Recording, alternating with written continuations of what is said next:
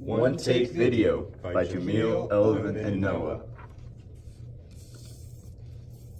Fixed action patterns. Here we see a mother goose moving her egg back to the nest after it rolled out.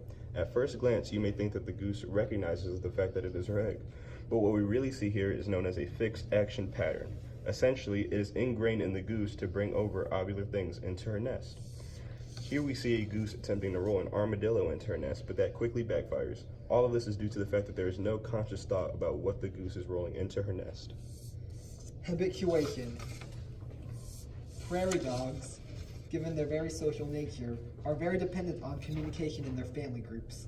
One example of this is the need to alert others of a potential threat, seen here in our first picture. However, a problem with this is that vital energy can easily be wasted if a non-threat is consistently seen as a threat. This is where habituation comes into play. Habituation is the simplest form of learning that results in a decrease of an innate response to a stimulus. In this slide, we see that after a certain time, the prairie dogs become accustomed to the presence of humans. Circadian rhythms. Although as teenagers we may stay awake in the wee hours of the night, there's a certain period of the day where we're naturally supposed to be awake. As seen here in our first picture, which is a bat that is sleeping while the lizard is awake. This is because the bat is nocturnal while the lizard is diurnal, and this is caused by circadian rhythms. A circadian rhythm is a set biological clock that determines the time of day an organism is awake. As you can see here, it is now night, and the bat is awake hunting insects.